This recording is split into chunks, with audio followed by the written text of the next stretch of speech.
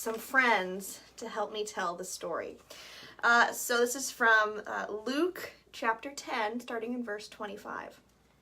It says, on one occasion, an expert in the law stood up to test Jesus. That means he was going to ask Jesus a question, but he wasn't really interested in the answer. He was just doing it to kind of be tricky, which wasn't very nice. But this is what he asked. He said, "Teacher, what must I do to inherit eternal life?" Jesus, what should I do to have eternal life? In other words, how does God want me to live? Now, the funny thing is that he was an expert in the law. So he actually knew a lot about God and how God wanted him to live.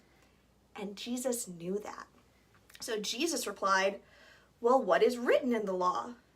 How do you read it?" And the expert in the law said a good answer, actually. He answered, "Love the Lord your God with all your heart, with all your soul, and with all your strength, and with all your mind, and love your neighbor as yourself." See, he already knew the answer that he was kind of asking Jesus for. And Jesus said, "You have answered correctly. Do this, and you will live."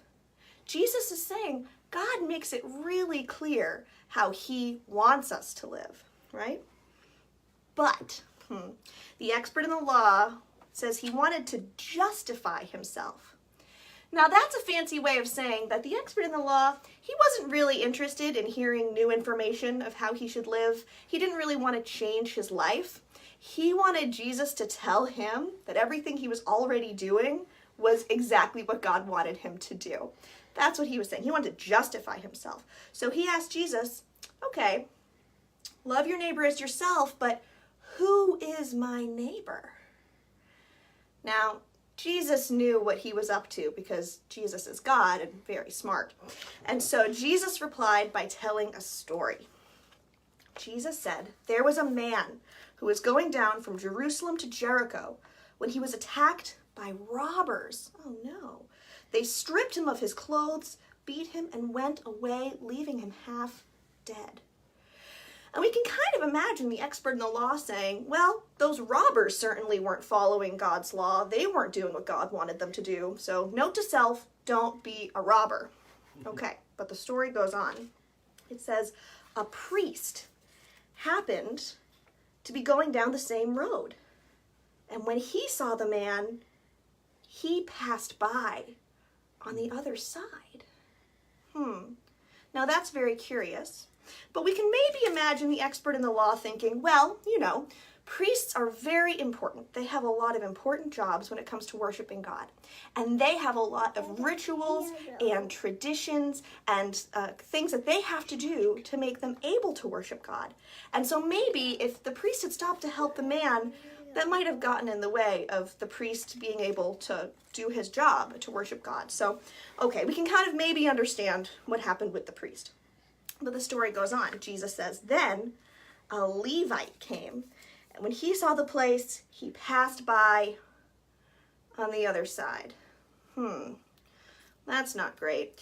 But we can maybe imagine the expert in the law thinking, well, look at the man, right? He's on the side of the road, and he looks in pretty bad shape, and, maybe it would be dangerous to help him. Maybe the robbers who attacked him are still around, and he could get hurt if he tried to help him, or maybe the man was setting a trap. I don't know this man, right? So there's lots of reasons that maybe the Levite didn't want to help him too. Lots of good reasons to maybe not stop and help. But Jesus finishes the story like this. He says, but a Samaritan, as he traveled, came to where the man was. Okay, now we got to think about something real quick when it comes to Samaritans. Samaritans and Jewish people were kind of different. They had different cultures and different values and different ways of worshiping God, and they didn't like each other very much. So the expert in the law would have been very, very, very surprised by what happens next. Because it says that Samaritan, when he saw him, he took pity on him. He went to him and bandaged his wounds, pouring on oil and wine. He put the man on his own donkey, brought him to an inn, and took care of him. And the next day he took out 2 denarii and gave them to the innkeeper. 'Look after him,' he said, 'and when I return, I will reimburse you for any extra expense you may have.'" The Samaritan is the one who is the hero of the story. The Samaritan is the one who cares for the man. And the expert of the law, he understood this, because Jesus asks him at the end of the story, "Which of these 3 do you think was a neighbor to the man who fell into the hands of robbers?" And the expert in the law replied, "The one who had mercy on him, the Samaritan." And Jesus told him, "You go and do likewise." God makes it pretty clear how he wants us to live, but sometimes we like to make excuses. You see Jesus? Now here's the thing. The Samaritan's pretty special for one other reason. Because the Samaritan in the story isn't just the hero of the story showing us what it means to care for others. The Samaritan actually points us to Jesus. Because in a lot of ways, we are like the man who fell in among robbers. And there's nothing we can do to help ourselves. But Jesus comes, and he doesn't just bring us to an inn and give the innkeeper money to help us. Jesus gave his own life, so that when we believe in him, we can have new life, right? And we can have eternal life. But Jesus does even more than that. When we believe in him, he gives us his Holy Spirit. And his Holy Spirit enables us to love God and love others. God makes it really clear how he wants us to live. And through the power of the Holy Spirit, we can listen to Jesus, we can follow him, and we can do what God wants us to do. And that's your children's moment for the day. Amen. Thank you.